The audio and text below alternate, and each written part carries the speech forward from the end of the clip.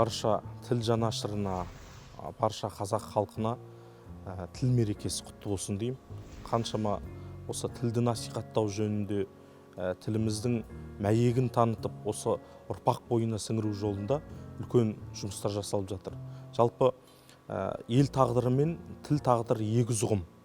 Егер тілім ертең жойылатын болса, мен бүгін-ақ өліп кетуге бармын деген кешегі Расул Ғамзатовтай ақындар жырлады ғой. Жалпы қазақтың бай тілі, көркем тілі осы ұрпаққа аман жетсе, одан сайын байи түссе деген бабалардың арманы бүгін қайтадан бір түлеп, жүрегімізде қайтадан бір жаңғырып жатқандай.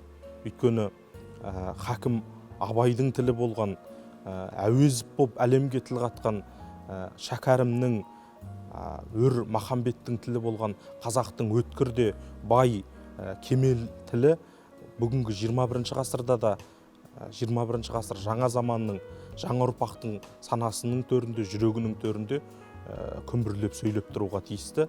Ендеше тіл мерекесі құтты болсын. Бұл күні тілді ойлағанда қазақтың ойына ахаң түседі, Ахмет Байтұрсынов. Сондықтан кешегі ахаңдар арман еткен, аманаттаған қазақтың тілі жырымен бірге, әнімен бірге шарықтап, елдің жүрегінде мәңгілік жасай берсін дегім келеді.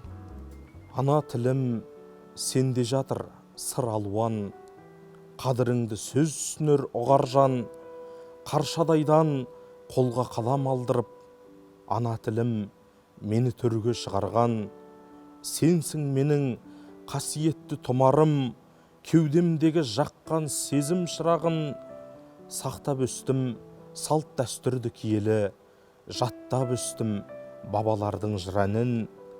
Ана тілім менің асыл қазынам, сен арқылы дүниені танығам, мұхтар болып бар әлемге танылып, абай болып жарылатын ағынан.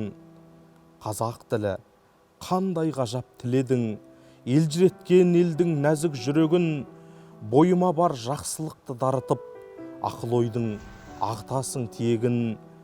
Қалықтады аспаныма ән құсың, тас жүректі жібітетін бар күшің, көңілімді елжіреткен анамдай, ана тілім саған жаусын алғысым.